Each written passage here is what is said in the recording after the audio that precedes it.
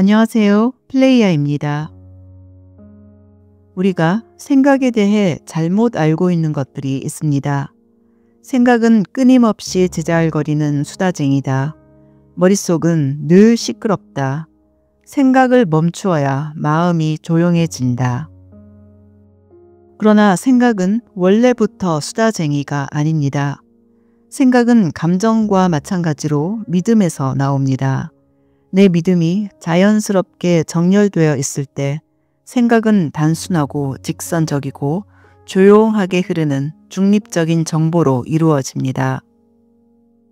만약 생각이 시끄럽고 끊임없이 떠오르고 제잘거리는 것처럼 느껴진다면 그것은 나에게 정렬되지 않은 부정적 믿음 체계가 많다는 신호입니다. 그리고 그 생각을 누르거나 쫓아내려 할수록 그 생각은 더 크게, 더 거칠게 느껴질 것입니다. 생각은 내 의식과 존재 상태를 그대로 반영합니다. 정렬된 믿음이 줄을 이룰수록 생각은 고요하고 평온해져 그 존재를 거의 느끼지 못하게 됩니다. 반대로 진정한 나와 어긋난 믿음이 많을수록 생각은 요동치고 때로는 고통스럽기까지 합니다. 이 자연스러운 메커니즘을 오해하여 생각을 없애야 마음이 평온해진다는 잘못된 관념을 갖게 된 것입니다. 이것은 주객이 전도된 것으로 원인과 결과를 완전히 거꾸로 이해한 것입니다. 생각이 걸림돌이 되는 순간은 행동해야 할 때 행동하지 않고 생각만 반복할 때입니다. 그렇다면 생각이 왜 어지럽게 올라오는지 그 원리를 간단히 알아보도록 하겠습니다. 우리의 의식은 크게 세 층으로 나눌 수 있습니다. 표면의식, 잠재의식, 그리고 무의식입니다. 무의식에는 이번 생에서 다루어야 할 도전들과 삶의 주제, 배움, 그리고 진정한 나와 정렬되지 않는 믿음까지 모두 저장되어 있습니다. 잠재의식은 무의식과 표면의식 사이에서 일종의 문지기 역할을 합니다. 표면의식이 이제 충분히 다룰 수 있다고 판단되는 믿음만을 적절한 시점에 의식으로 끌어올려 성장과 확장을 돕고자 합니다. 따라서 생각이 복잡하고 시끄럽게 치고 올라올 때 그것은 처리해야 할 믿음이 이제 의식으로 떠오르고 있다는 신호입니다.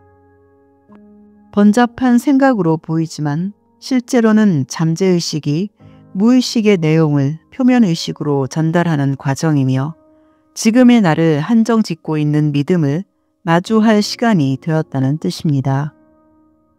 그런데 이 생각이라는 존재와 그 기능을 제대로 이해하고 다루는 사람은 얼마나 될까요? 아마도 극히 드물 것입니다. 대부분의 사람들, 특히 소위 영성이라는 분야에서는 생각을 없애야 할 대상, 억눌러야 할 방해물, 혹은 영적으로 뒤떨어진 사람에게만 나타나는 잡음처럼 취급하고 있습니다. 생각을 적대시하는 영성 담론에서 가장 자주 등장하는 말은 나는 생각이 아니다 라는 문장입니다. 이 문장을 어떻게 이해하고 활용하느냐는 사람마다 다를 수 있지만 실제로 이 말이 만들어내는 위험성과 부작용은 대체로 비슷한 패턴을 보입니다. 첫째, 이 문장은 잘못된 심리적 회피를 만듭니다. 사람들이 이 표현을 사용할 때의 내면 흐름은 대개 이렇습니다. 불편한 감정과 생각이 올라오면 이건 내가 아니야. 그러니 마주하지 않아도 돼. 이건 나와 무관한 것처럼 피할 수 있어. 나는 이 생각을 인정하지 않아도 돼. 라며 선을 긋습니다. 즉, 직면해야 할 내면의 이슈가 있음에도 나는 생각이 아니다 라는 선언을 그것을 회피하기 위한 면죄부로 사용하게 되는 것입니다. 겉으로는 심오한 의식에 닿는 것처럼 보이지만 실제 심리 구조는 책임 회피이고 결국 무의식적인 자기 부정으로 이어집니다. 둘째, 이 문장이 자주 사용되는 또 다른 이유는 사람들이 이미 마음속에 이상적인 나라는 이미지를 가지고 있기 때문입니다. 그래서 지금 떠오른 생각이나 감정이 그 이미지와 어울리지 않으면 이건 내가 아니다 라고 규정함으로써 그 생각을 밀어내려는 것이죠. 즉, 나는 이런 생각을 하는 사람이 아니어야 한다 라는 자기 이미지에 대한 집착과 자기 통제 욕구가 숨겨진 경우가 많습니다. 특히 스승이나 지도자를 자처하는 사람들에게서 이 패턴이 뚜렷하게 드러납니다. 더 나아가 나는 더 이상 생각을 하지 않는다 라고 말하는 경우도 있습니다. 이는 깨달은 사람은 아무 생각도 하지 않는 사람이라는 오래된 공식에 자신을 끼워 맞추려는 행동일 가능성이 큽니다. 이 말은 나는 더 이상 숨을 쉬지 않고도 살아간다 라고 말하는 것과 다르지 않습니다. 정말 아무 생각도 하지 않는다면 그 사람은 이 말조차 할 수 없을 것입니다. 말을 하고 글을 쓰는 행위 자체가 이미 생각이 작용하고 있다는 증거이기 때문입니다. 생각이 없다면 의식적 선택으로 행동하는 것은 불가능하고 반사작용만 남게 될 것입니다.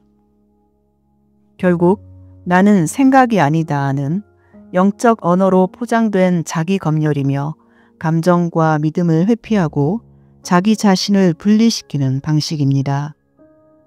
무엇보다 중요한 점은 이 문장은 대개 불편한 생각을 나의 일부로 인정하지 않으려는 시도라는 사실입니다. 사람들은 이 말을 사용해 책임을 덜고 싶고 불편한 믿음을 마주하기 싫고 감정적 고통을 피하고 싶은 심리를 숨깁니다. 이것의 변형으로 생각은 내가 아니라 내가 하는 것이다 라는 말 역시 겉으로는 중립적으로 들리지만 실제로는 큰 차이를 갖지 않습니다. 언뜻 지혜로운 문장처럼 들리지만 그 의도가 여전히 생각의 가치를 축소하는 것이라면 이는 회피를 정당화하는 언어적 기술에 가깝습니다. 감정이나 몸과 마찬가지로 생각을 자신에게서 분리시키려는 모든 시도는 결국 같은 문제로 귀결됩니다. 바로 나에게는 생각을 내다버릴 외부 공간이 존재하지 않는다는 점입니다. 우리의 의식, 즉 우주에는 밖이라는 장소가 없습니다. 생각을 밀어넣을 쓰레기통도, 감정을 숨겨둘 골방도, 나를 피해 도망칠 수 있는 뒷문도 없습니다.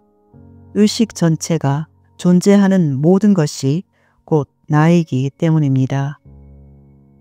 내가 느끼는 모든 감정, 떠오르는 모든 생각은 이미 나라는 의식의 내부에서 발생한 신호입니다.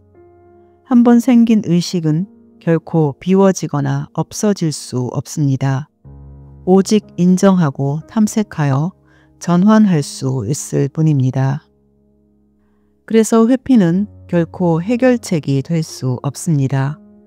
회피는 생각을 없애는 것이 아니라 그것을 더 깊이 눌러놓는 것입니다.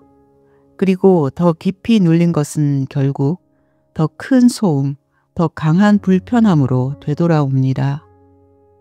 이 원리를 이해하게 되면 왜 생각을 없애야 한다는 오래된 영적 관념이 실제로는 아무 작용도 하지 못하고 오히려 더 큰 분리와 고통을 만들어 왔는지 우리는 알 수 있게 됩니다. 거기에 더해 생각과 나를 동일시하지 말라는 경고 역시 더 이상 필요 없게 됩니다. 내가 가진 믿음을 탐색하고 전환하게 되면 생각은 자연스럽게 달라진다는 것을 알게 되기 때문입니다. 따로 생각이 절대적이 되지 않도록 의식적으로 경계할 필요조차 없습니다. 생각은 감정과 마찬가지로 내가 들여다봐야 할 이슈가 있다는 것을 알려주는 메신저입니다. 이 메신저를 쫓아내지 마십시오.